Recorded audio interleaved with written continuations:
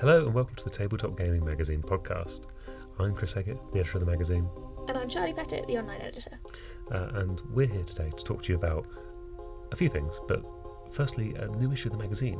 It's time for a new magazine! Yeah, we're doing another one. Yay! Yeah. This one's got a lovely cover story all about the Dark Crystal RPG from Riverhorse, which is kind of like another one of their light OSR-y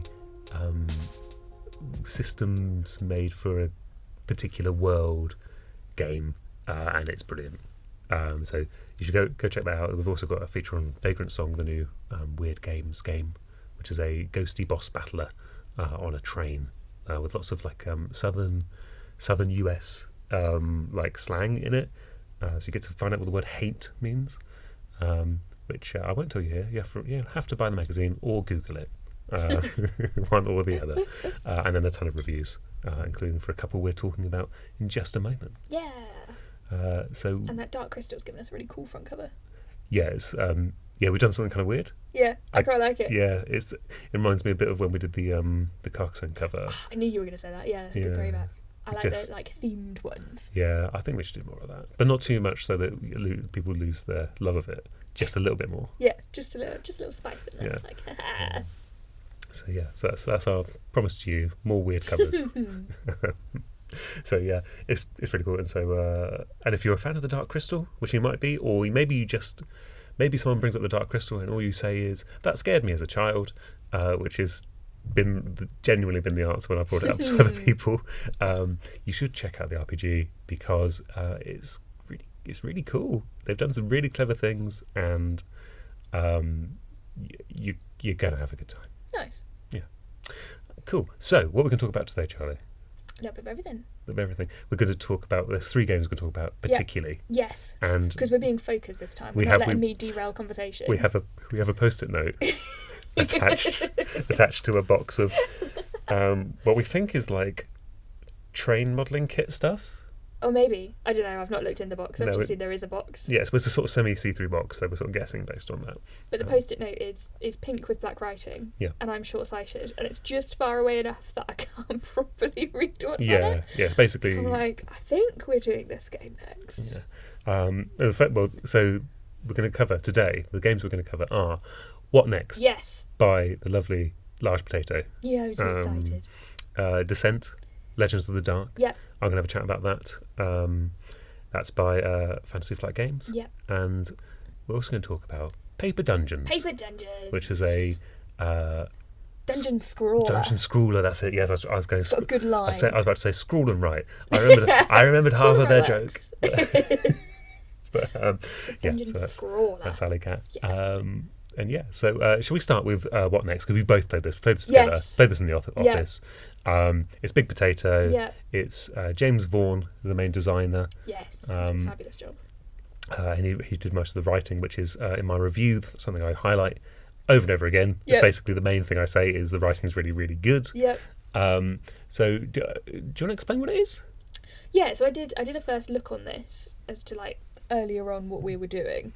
But it's essentially like a choose your own adventure or choose your own path game that is sort of quirky little things that are happening. So there's a robot trying to go on holiday and a super spy trying to escape his housekeeper trying to kill him and all sorts of things like that. But as you make those decisions, when you encounter something that you have to have an ability to overcome, maybe you're jumping over something, maybe you're going into a dangerous territory, you'll have a event of a description that you'll need to do, and that will be a party game. So it might be as simple as rock paper scissors, or it might be that you've got to, one player throws a card at the other and you've got to like bat it out of the air in order to win, and if you succeed you follow the next path, and if you fail you follow a different path. And also if you fail you will often pick up a piece of peril, which is a small... I never judged someone so much as to when the pieces of peril, because it's a Tower of Peril, isn't it? It's a Tower of Peril. Yeah. I've never judged people so much in their poor placement of the Tower of Peril. Yes. So it's basically like you have really horribly shaped I describe them as like rubble. Pieces? They're Yeah. like plastic rubble. Yeah. And they're designed like you're trying to make a tower, but they obviously don't fit together particularly well. and they are almost impossible to stack neatly in such a way that the tower isn't sort of precarious as you go. But my goodness, when we played it in the office, the rubbish placements that were going on there, I'm ashamed of them. I think most of them were sort of designed to be antagonistic, actually. Well, it worked. So I was very It's a team game. Yeah, It's it is a co-op game, and this office likes a bit of competition. We are so very it's very. We work up sort of rooting for each other to fail. It's very unusual that I'm not the most competitive person in the room, and I think I'm beaten by probably 2 of the people in the office. At least 2. Yeah, at least 2. Which is it.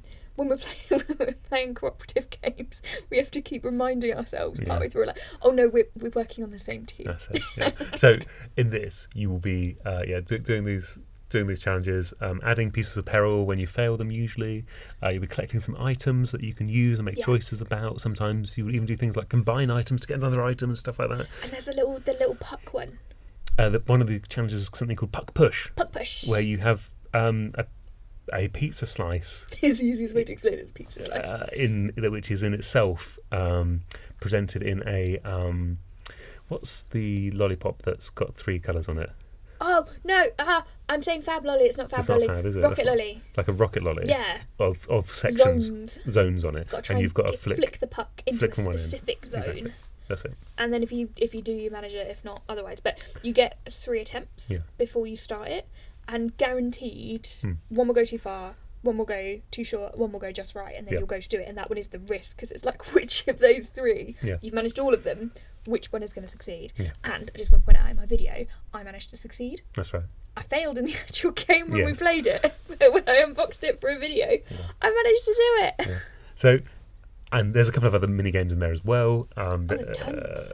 There's sort of like card-based ones where you're like dropping something through someone else's hands, or catching something with the wrong hand, or passing something around your body. These sort of little games like this. And I think one of the problems with explaining what next is that when you say any of these single games, they sound dreadful. Yeah, basically. If someone came to us as a game and say, yeah, this is a puck push, it's a pizza push, you're pushing a pepperoni to the end of the pizza, and that's the game, everyone would say, that's not much of a game.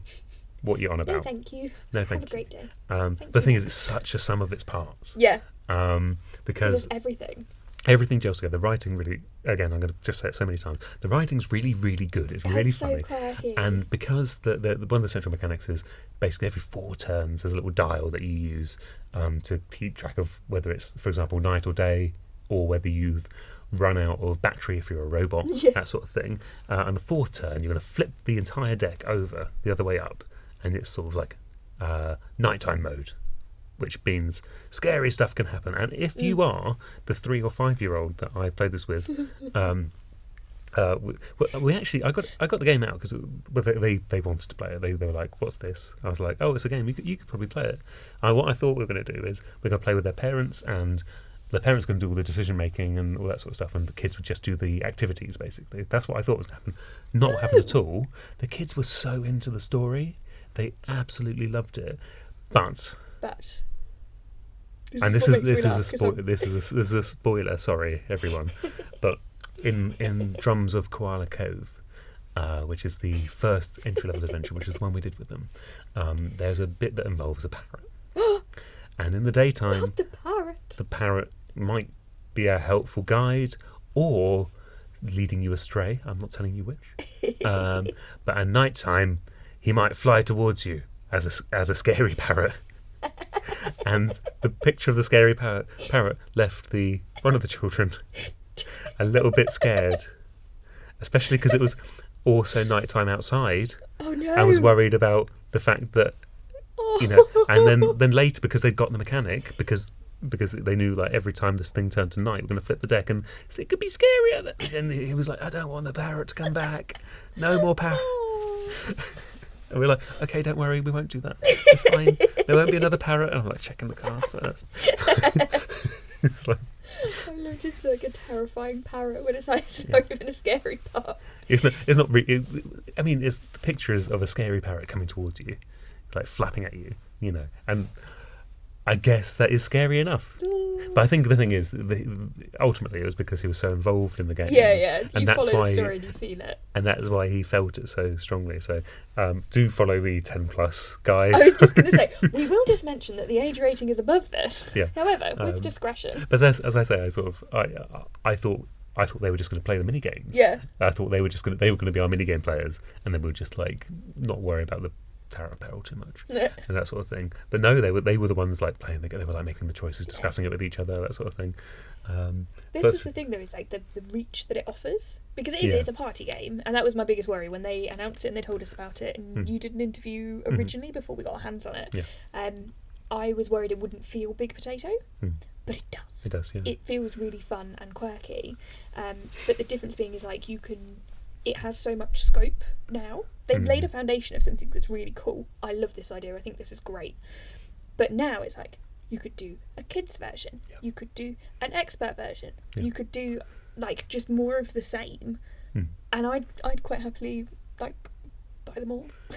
Yeah, this is it. The more I think about it, the more I think this could be like a fighting fantasy style thing that goes on forever. Yeah. And that's what I'd like them to do. Yeah, because I want them to do that. I think our main criticism was that us as a group of 5 adults who play games quite a lot, we had a good time, but we did the hardest difficulty one, which is about robot going on holiday, and we didn't have any trouble at all, did we? No. We just basically breezed through it, and that's fine. I think really you should play it with a family of people who don't play games, because that is the remit of Big Potato, is for games for people who don't play games. Yeah. So like we're kind in some ways a little bit of the wrong audience, but also it's so good that I'd just like a really challenging one. Yeah. Fully agreed. The same writing, same quality of story, all like same tone. Yeah. But just like just harder. Which is a really good sign, though, isn't it? Is that we've played this and both of us have gone, can we have more? Yeah, that's it. Can you do more, please? Because it's great. It's a really beautiful, like the box is beautiful, the components are really nicely made, and it's a different path for Big Potato. Yeah. But it makes, once you play it, you're like, that makes sense. Yeah. And we want to encourage them further down this path. Yes, do more. So you can get it from Zatu. I think it's on pre-order. It'll probably be out by the time this comes out. Yes, I think it will be out. It's something like 40 quid. It's totally worth it. Just go buy it. It's really That's good. basically our review. Really good. Oh, and go watch my video unboxing it too. Oh, yes, you do that as That's well. fun. Yeah. And read the last issue where there's an interview about it. Yeah, There's there's loads of things you could. You haven't just got to listen to a podcast, although you should totally carry on doing you that. should continue doing that, Check yes. out And tell your magazine. friends and subscribe and like and Yeah. leave a review on the iTunes store. Where are we? The podcast. We're Apple everywhere. Podcasts. Where do you want a podcast? We're there. Where do you want to leave a review? Leave it All wherever. of them. Post it. Put it on a Do it post-it all note. of them. Attach it to a passing meeple, and it will find its way to us somehow. The magic meeple. Yeah, it's on its journey. Is that why I've got so many meeples in my bag? They're probably just coming to you. Just lost the post-its. Yes, exactly. Yeah. Because they're never sticky. They're never as sticky as they should be. The thing with meeples is they haven't got very long arms. They're not very good at holding things. I like that we did a list so that I wouldn't derail it, and now we're talking about meeples holding post-its. That's right. It started from a post-it. We're going to return to the post-it. Return to the post-it. The podcast post-it. The podcast post-it. Which I'm going to take a hard left turn from what next Swing into other way. Descent, Legends of the Dark. Yes. Which so I'm going to tell a little bit behind the curtains bit here. So I gave this a must play in my review. But the way we got there was I got everyone in the office to read my review before. Literally. Before people not associated with gaming, because obviously there are multiple magazines that are run here, but people not associated with gaming were, can you read this review and just tell me what you think? What do you think I think of it? Yeah, what do you think the outcome is based on what I've written?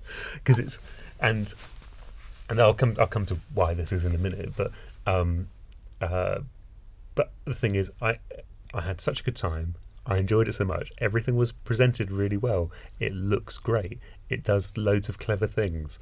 All of this stuff. Which, if I interrupt, was your review. Everything was positive. There wasn't a single negative thing in it. There wasn't a single negative thing in my experience of it. But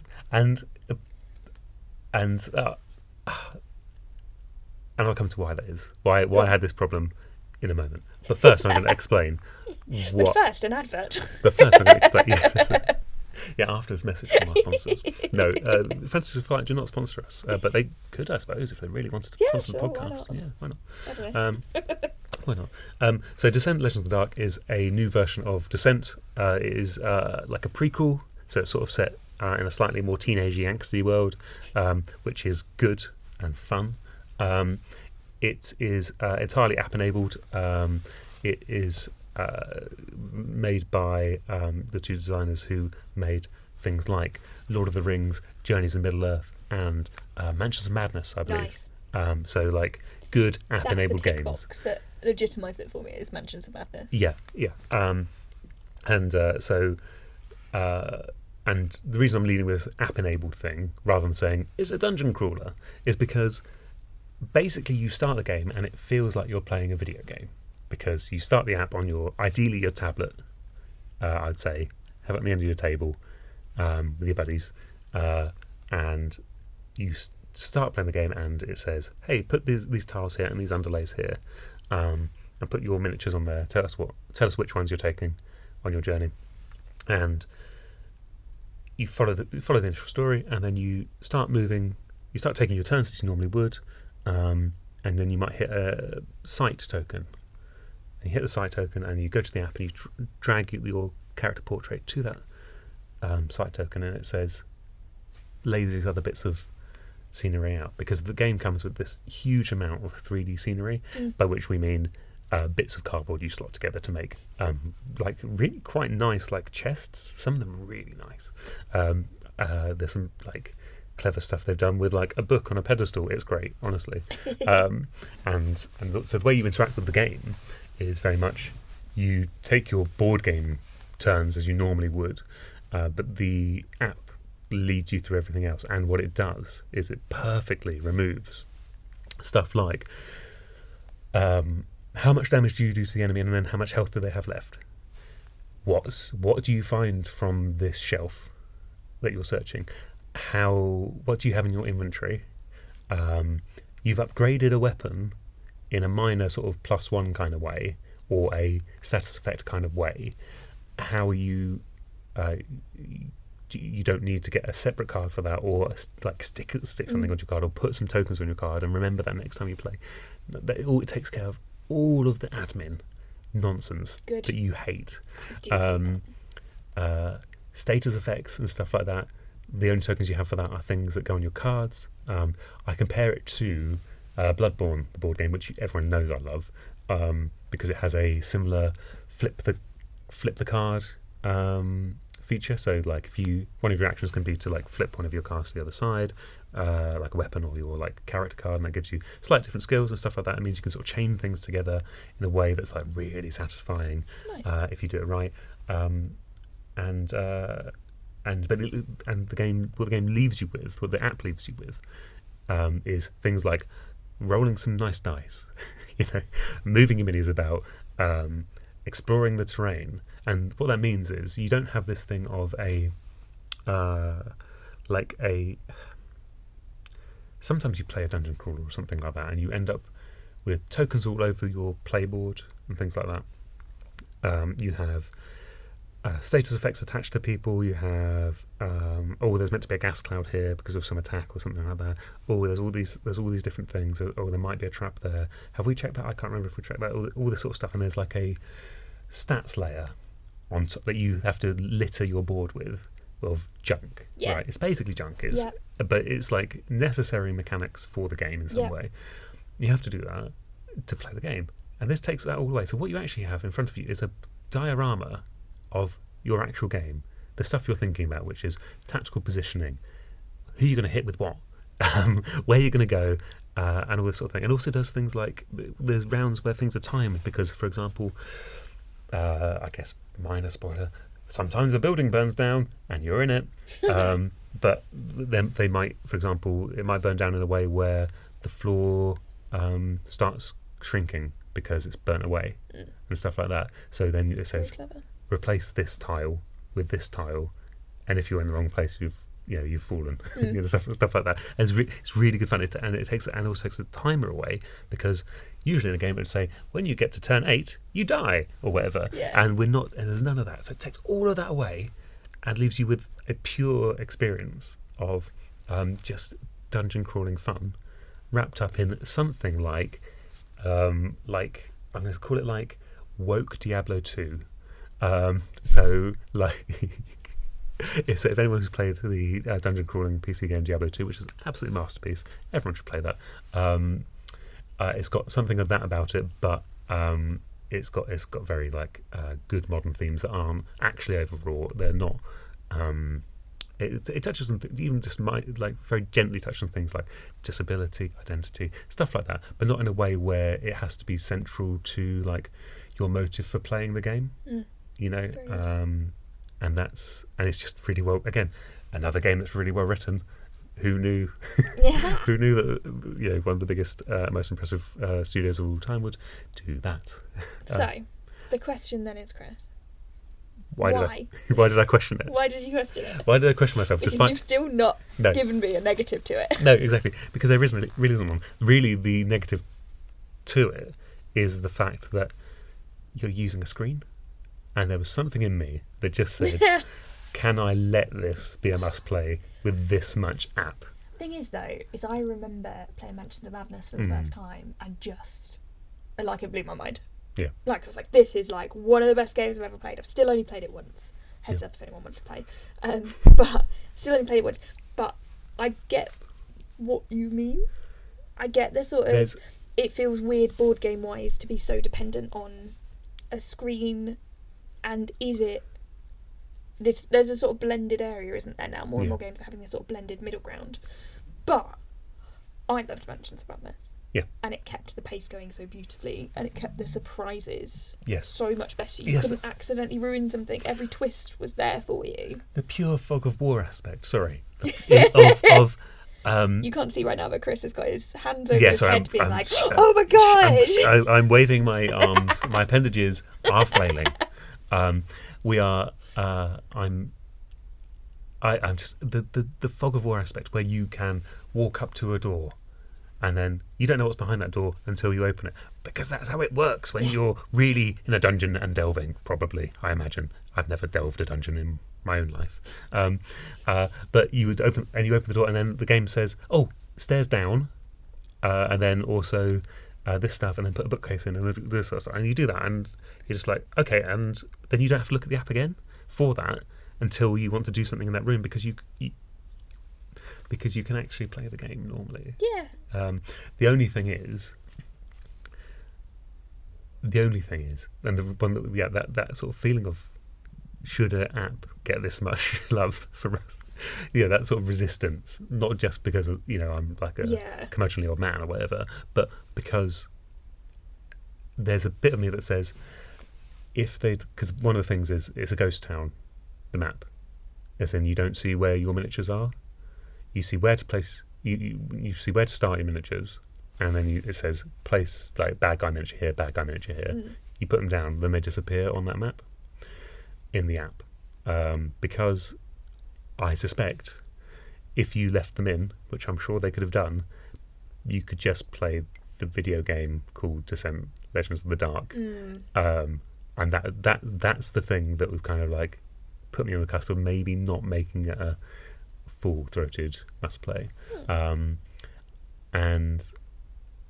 I went with it anyway, because if you love it, you've got to. If you're that's it. That's the thing. If you can't stop talking about it, it's a game that is a must-play. I think the only thing that, and the community-wise discussion on it, has been very much the price.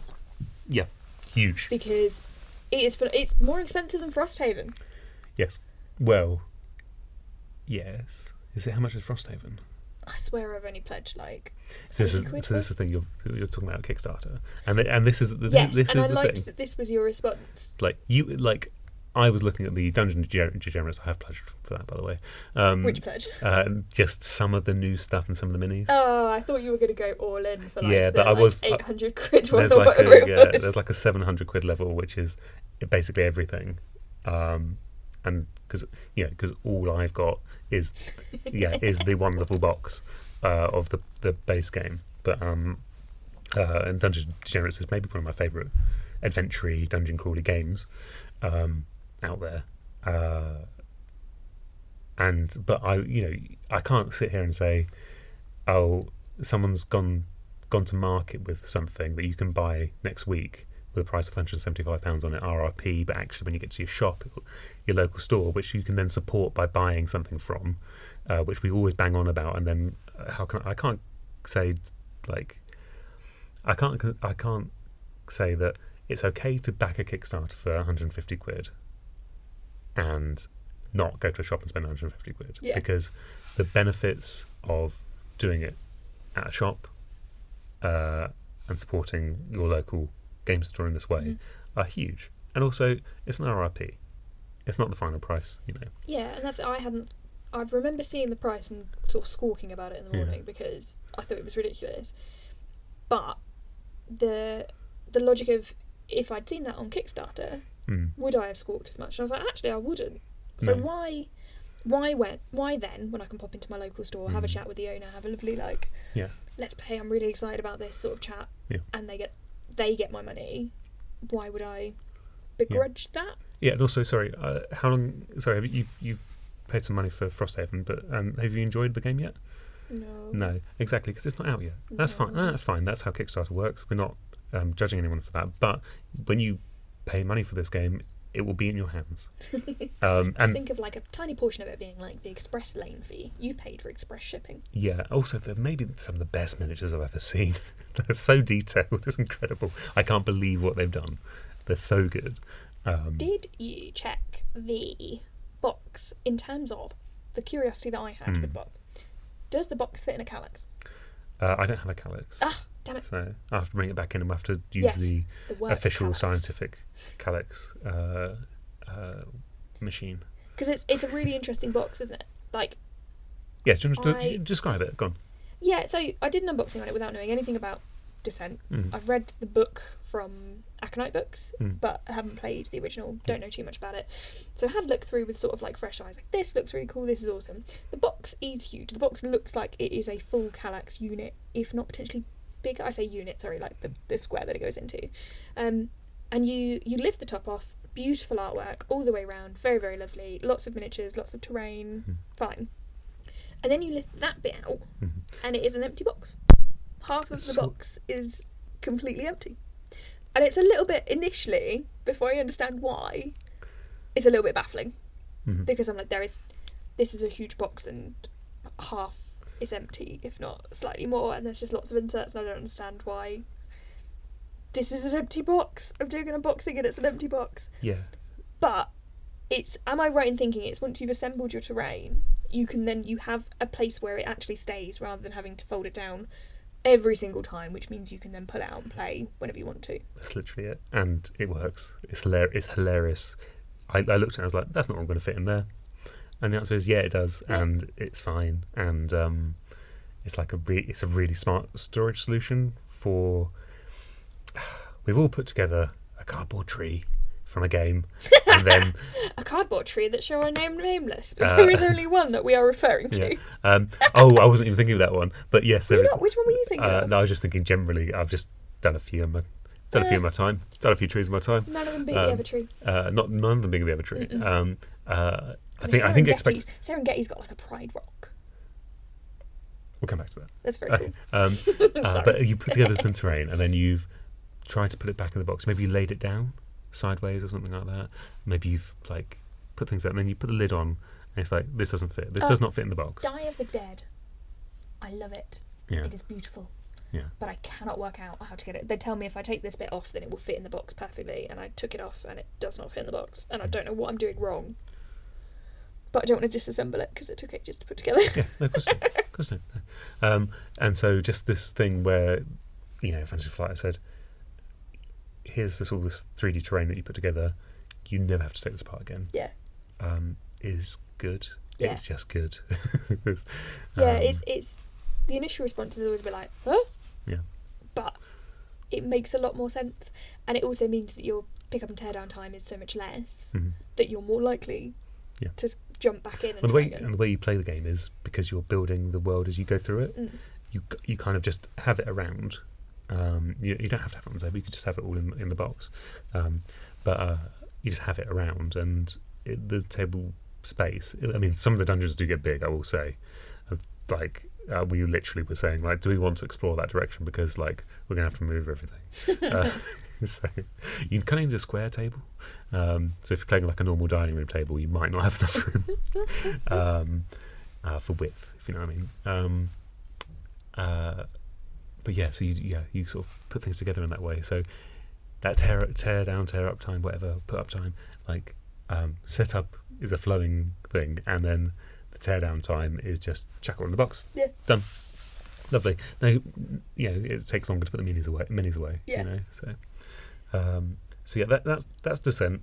I highly recommend it if you don't have a dungeon crawler in your life, and you'd like something that you can get together with like a couple of people to play through, develop some characters together, because there's also character development and choices about where you're going to go and all this sort of stuff. I recommend it. You should go get it. Get yourself a copy. Treat yourself. Must play games. Or here's a must play game. Like get it with your buddies. Yeah. Go for your buddies together. Play a game, and because here we go.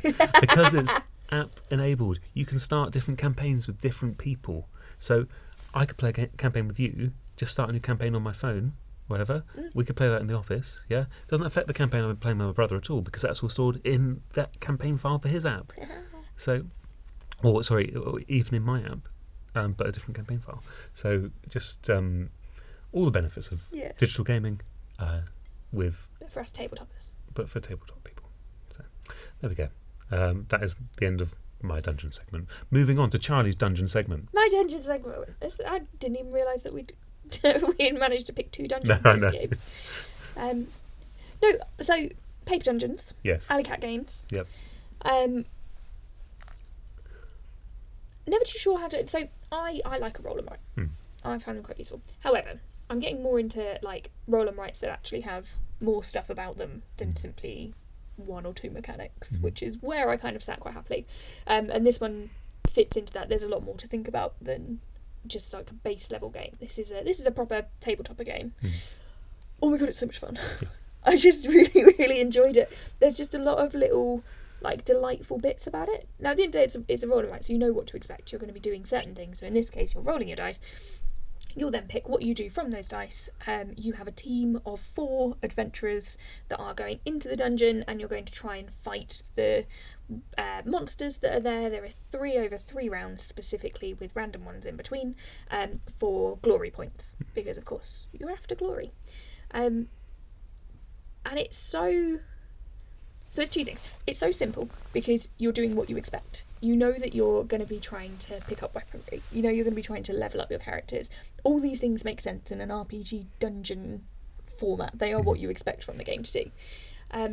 But somehow it's just delightful. Like you pick. It's all the little things that I really like. So when you roll the dice and you pick which dice you're going to use, they all have numbers on them, and you write those numbers in little parts on the sheet, because not because you necessarily need to know what numbers they are, but because you know that you've taken those 3 actions, and then your turn has ended, and you know you're then on this round, this round, which is important because when you get to round 3, you then fight a super duper monster. But the super duper monster has lots of different, depending on your levels and your abilities, you're trying to level up your characters to match their weaknesses. Once you've got certain levels, those levels then go against you get certain glory from them. You fail often. The logic is when you fight a creature, you're going to win, ultimately, but how much damage are you going to take from them at the same time? So you can win. You basically win well or win badly. Yeah. Which means you're always moving forward, and it is one of the rare solo games of this style of genre that I absolutely loved and would be like, we should probably play this one. This one's pretty cool to play. Yeah. The only thing that bugged me a little bit, and I talked to you about this initially, was the instructions. They require you to take logical leaps, because they assume, there's a certain assumption in there, and I find this with a lot of games. As soon as you come out of so if you have your party level, your gateway games, your sort of murky ground, and then your actual like proper, in inverted commas, board games. These are the hobbyist board games. They assume you know how these work already. Yes. So they don't bother telling you certain features that they've made or certain reasons why this appears there or what you'll find here. They're just like, oh, you'll know that. Mm-hmm. But you don't. Yeah. So there was a part that I got specifically wrong, and I only realised when I found out the video. I played it with some friends. They got the same bit that I got wrong, and also an extra bit that I was then able to go, haha, well, I know this is X, Y, Z. And it's not to say the instructions are bad, because they're not. But if you know what you're doing, they're great. If you don't already know what you're doing, or you haven't played roll and writes before, like in the case of my pals, or you're not overly confident in it, or even you get one thing wrong, the whole thing's shifted. Yeah. You can still play a great game.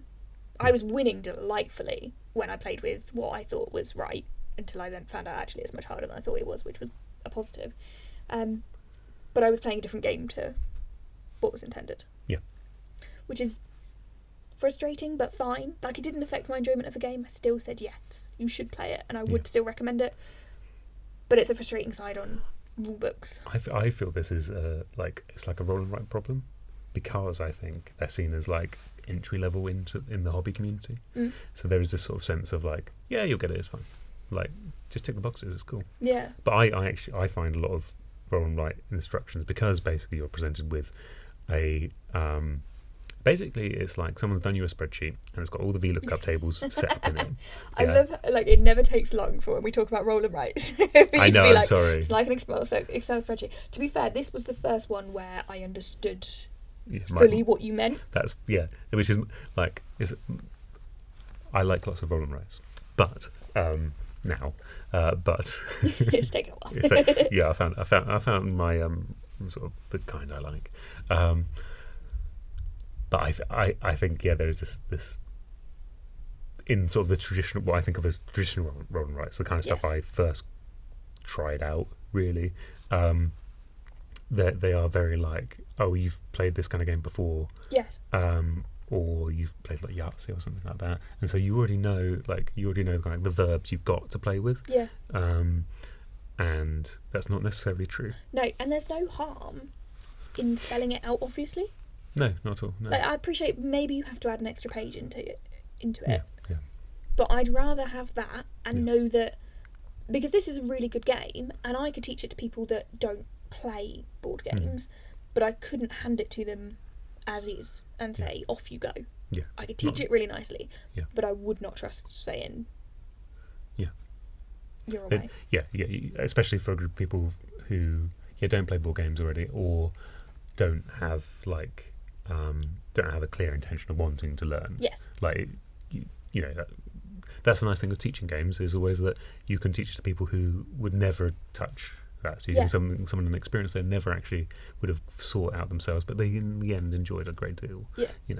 But yes, you couldn't rely on it to. No, and to be fair, this is 100% not a Paper Dungeons exclusive complaint that I have. No, not at all. No. It's something that it frustrates me with a lot of instructions, is that assumption that you already know. And the problem is the playtesters and even us as reviewers look at it as people who do have a board game history and don't necessarily look at it as newcomers. We already make those logical assumptions quite quickly because we have the history of playing games that are like this. So when you're playtesting and you're testing those instructions, you do it on the same sort of people that already slightly know what they're doing, so it never gets picked up that you don't until you then try and play it with people who don't. I mean, that's our assumption, isn't it? That's the only way I can think of that. Yeah. Because this is the thing, I loved the game. Yeah. The game is great. The game's actually genuinely really, really good, and I think they sold out of it at UK Games Expo. Yeah, so, literally. So it's like they don't need our help. No. Alicat doesn't need our help to tell you how good this game is, because they can't shift them quick enough. But I do want to say it's really good. But yeah, just one of those, like, it kicked off a frustration that I already have with general instructions in the industry and the way that we learn to play stuff. It's just I want it to be more inclusive. I want to be able to go to family and friends that don't play Yeah. and go, this is great. Or have someone pick it off the shelves they've wandered into, I don't know, they found a local game store, wandered in, picked a game off the shelf because they like the artwork, and then gone home with it and be able to just jump straight in. I thought you were about to say pick it up off the shelf of like their newsagents or something like that. Well, because that would be ideal. Tesco, because like obviously Target in America they've started doing they're doing phenomenally well. Yeah. There's a huge selection of board games available in Target, with like really good deals on, with really interesting like which ones they're picking, because they're not just going in at the super easy, super glossy ones. There's like actual hobbyist board games in there, as well as the entry level ones and all the other ones you'd expect. But we don't have that equivalent mass market here. I think we have a wider selection of friendly local game stores. Maybe, but we don't have like the best we have is like what goes into Waterstones. Yeah, Waterstones or actually you're right. Waterstones is your best for like mass market, and and they're then pretty good. The selection's getting better and better every time I go in. I'm like, oh, actually, you've got the new Dungeons and Dragons expansion. That's mad. Like every Christmas, I go into Waitrose and I see. Yes, they've got like Articulate and all that stuff again, which I like. I like Articulate. Everyone probably already has a copy of those, so let's be honest. If you're buying a copy, it's because you've forgotten where you put your other copy. So because every family already has one. But the games that every Christmas, the games they're getting are getting slightly better. I feel it's the one part of the world that is getting better, which is the Waitrose Christmas selection of board games. I think I've been into a Waitrose for years. Yeah, well, they still exist. They're not yet lost to time. But we mentioned Alley Cat selling out. Yeah. Of Paper Dungeon, not selling out. Selling out. No. Of Paper Dungeons at UK Games Expo. Yes. And you may have heard us talking to Cesar on the previous episode of this very podcast, which was our kind of UK Games Expo report, which I threw together when I got home. Yeah. And Charlie threw together her videos. Yeah. And we sort of. That was it. It was like come home from a really long day and then be like, right, okay, I now need to edit. Yeah. It was. I'm sure it was easier for me than it was for you, but I went with. I originally thought, do you know what? I'll put these together in an interesting order, and then I like finally got home after dropping everyone off, and I was like, no, they're going in the order I recorded. So that's why you've got. You just heard my actual day as I went round and me getting more tired. But anyway, should we do a little debrief on it? Yeah. Yeah. That's the first big game event. Yeah. In forever. Yeah. I'm singing a Disney song in my head. How's it go? Huh? How's it go? I'm not singing it. Don't make me sing it out loud. It's for the first time in forever. That's where. What's that from? Oh, Chris. What is it? Don't do this to me. It's from Frozen. Oh, okay. Yeah, I've only seen that once. Oh, okay. As if you know. I've only ever seen the film once, so I don't know. That's my found it quite difficult to watch. Too much singing, which I understand is the point. The best bit. Whatever. Anyway, for the first time in forever, we were able to go to a board game event, and it was UK Games Expo, and it was delightful. Yeah, it's pretty good. It was obviously much smaller. Small. Very small. And there's only really one hall's worth of stuff. Yeah. I think that people with smaller stands benefited greatly from this. Yes. There's also a lot less to play because of obviously social distancing and touching stuff. Yeah. Still not that cool. So there wasn't that much of that to do. So that made things kind of. I think it made it easier for people on stalls selling stuff. Yes. I reckon the trade did a cracking turnover. I'm sure there's like good cash. In a while, 100%. And you got good for everyone. More opportunity to have FaceTime with like the actual designers of stuff, like because there weren't as many people there. I could walk up to a stall and within a couple of minutes be speaking to the people that are there, rather than fighting through a crowd. Or having to have booked it. Yes. Which is something we'd normally do. Yeah. But because we didn't know what we were doing, we just thought we'd turn up and say hi to people. Yeah. Which we did, and that was good in the end. But so we saw some really good stuff. I think our agreed standout item of the whole show is Colossal. Or do we say is it just Colossal? I have been calling it Colossal, and I'm sticking to Colossal So because I don't know how else to use. smushing together the words colossal and castle. You just got Colossal with a T. Colossal.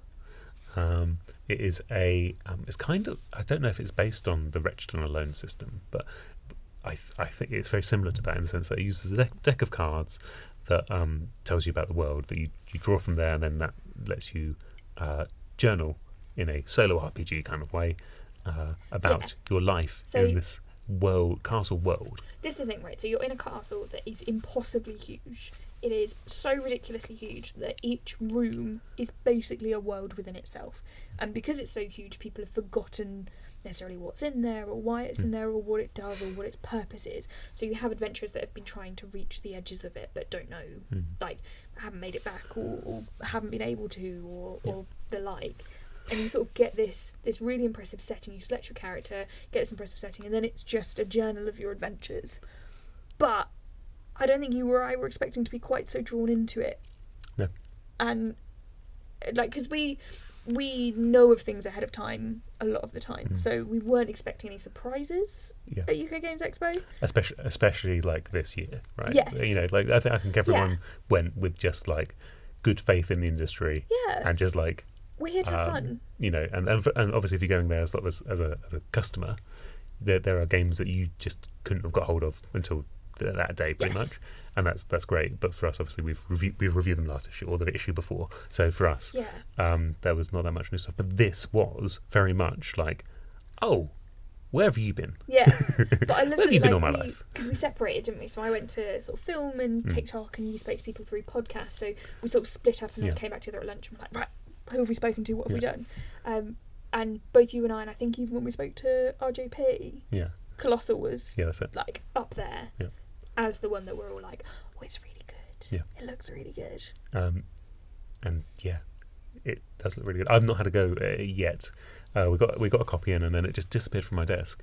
I couldn't possibly comment on that. And I believe that I just really hope that Charlie's got a pack of cards at home, and that she's going to come back after. I've sort of started going through bits and bobs of it, but because I'm off on annual leave next week, my intention is to come back with like a full journal of what adventure I've had. Forget where I'm actually going. Yeah. Colossal. Yeah, that's it. Yeah, I think that'd be great. I mean, an actual play would be lovely. Can you imagine me doing like a live reading? Yeah. It couldn't so much be live. It doesn't have to be a reading either. You don't have to read the rubbish that I write. But I'm so yes, excited. We do, Charlie. You write really well in the magazine. That's why we... Oh, fiction! You don't need to read my fiction. Well, you're not making up. Okay. But no, that was a surprise one. And what I loved as well, really interestingly, so I did sort of TikToks through the day. So I call them TikToks, but we put them across different media and such. But the short form, 30 seconds to a minute, where I asked people, just tell me who you are, what you do, what's going on, and what you'd like to tell people about UK Games Expo. And got a really interesting range of like micro interviews, is how I've been calling them in my head. Really, really lovely. What fascinated me though is because you never know how these videos are going to be received or viewed or whatever else. I stacked all of them up over the weekend so that people could have a look, and Colossal was the most popular by far. Yeah. So it's not just us. Yeah, no, it's a standout game of the show. Yeah. Easily for us. So we hope to have some sort of actual play from Charlie. Performed live on stage at a theatre near you this Christmas. No need to go see your usual pantomime. No, instead, it's me. Charlie. It will just be Charlie in her one-man show. Yeah. I do it really solemn as well. Yeah. With like moody lighting. Yeah. You'll have like face makeup, like you are the castle. It's called If This Portcullis Could Talk. You've gone two big words. Make it stupid for me.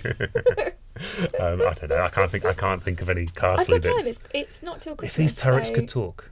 Oh, that would do. Something like that. It's Charlie dressed up as a castle telling her life story. So buy tickets on tabletopgaming.co.uk. Well, do we have anything else we want to do? I mean, we just had a great time. Yeah. What was your favourite bit of UK Games Expo? Just seeing people. I know it's really boring. It's a really boring answer, but like, you know, Tom Pike, the wonderful Tom Pike Yes. of Thimborn, creator of Escape the Dark Castle. He is maybe the first person in the industry I met. Yeah. And it was just nice to see someone who I sort of latched onto like a baby chick. So I admit the same. Like, there's people So I started in this industry in lockdown. yeah, So I've communicated with all these people, and I've spoken to them by email, and I know which ones like I've got like a sort of friendly banter with, and the ones that I look forward to seeing an email in my inbox from, and I've met them in person now. yes, I've actually It's just spoken good. to them, and it's just lovely. And there's some as well that like, who was it? So, his name's gone out of my head. The guy that does Pauper's Ladder. Oh, Paul Stapleton. Yes. Yes. He was delightful. Yeah, Paul's great. I had a lovely chat with him, and it's one of those like, I never thought that he wasn't nice, but Okay. now I know he's delightful. Yeah. He's just really nice to chat to. Paul, just a really nice guy. Buy him a pint. So I wanted to. Did a whole thing with him about like chatting about the game and like what we like the expansion that's coming out, and did the 30-second to a minute video with him. Lovely long chat, and talked about chatting to you and all this. Had a really nice time. And then as I went away, he was like, "Oh, have you seen my friend's over there? And she's doing that. You could go do one of those videos with her as well." And I was like, "She's already on my list, but that's just really adorable." Yeah, no, Paul is genuinely one of the nicest people. Yes, he comes across as so genuine. That's exactly the word. So He's everyone just should go wonderful. by Pauper's Ladder. It's one of your faves as well, isn't it? It is one of my favourites. I've still not played. There's something just really nice and weird about it, and it's a very gentle game. Yeah. And there's not like loads to it. It doesn't ask too much of you. Nice. I like the sound of that. But it's still like challenge based, and I guess it's like an adventure dungeon crawl game, but it's kind of more like collecting the stuff you need. It's like almost like set collection, but in an adventure setting. Nice. And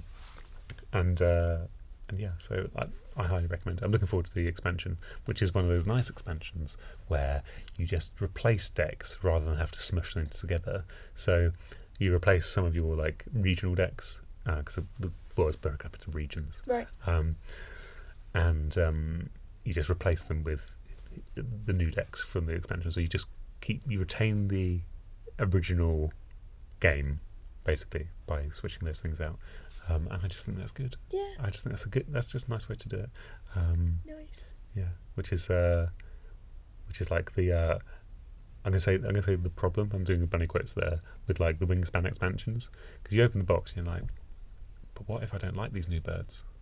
Oh. Am I going to shuffle them right in with my other birds? How am I? I'm never going to be able to separate. I've still not played Wingspan, Yeah. so it just sounds like a we'll do that. bonkers thing. It's just a lovely bird engine builder. Bring it in. Bird engine. That's Bird right. engine. I said. That's what I said. Bring it in and we'll play. I've already volunteered you, by the way, for another instructional session on a game that you've played that we all want to play. What are we playing? Streets. Oh yeah, we should play that soon. I want to give that a go. Yeah. So I've volunteered you for that, by the way. Yeah, I'm up for that. You're not here for a day, and I'm like, yeah, Chris will teach us. It's Yeah. fine. Yeah. We should do that today if we've got time. Cool. That's great. I think that's enough podding for us today. Yeah. We should stop talking. Yeah. I think Joanna's going to go film something exciting over the other side of this room. Yes. I'm going to go chop up this audio file and It's a chop the. magic bakery. Oh, do you want to tell people what it is?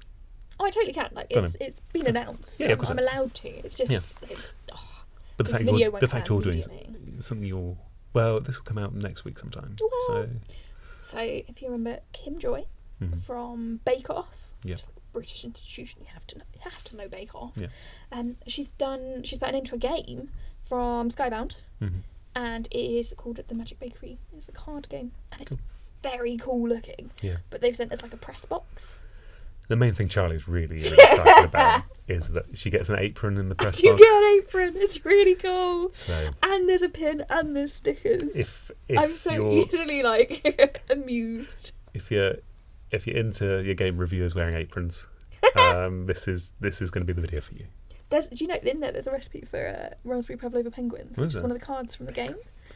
And I'm really tempted to try and make it. But the thing that's putting me off, right, because I could make it and have it as a video, the thing that's putting me off is how, like, pristine I would have to tidy my kitchen to allow it to be in a video that's going to be, like, in public. Yeah. I assume you've got quite a nice kitchen, though. Oh, I've got a lovely kitchen. Yeah.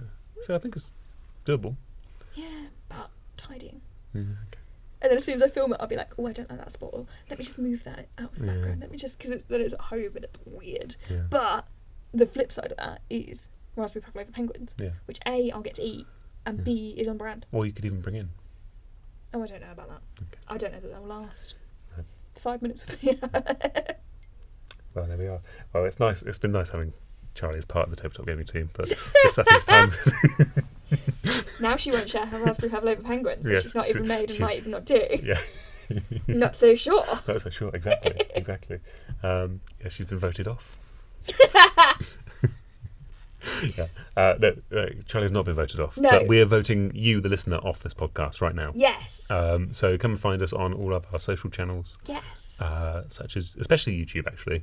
Yeah, come onto YouTube. I have so much fun. Charlie's got some really cool stuff coming up, including something we chatted about before this podcast that I'm not sure if... Which one are you going to say? I'm going to say the one where you take us through a game of cat and mouse. We've chatted about before on this podcast, but when you see it... it's delightful. You have to laugh or you'll cry. And I think I put in the description of the video is...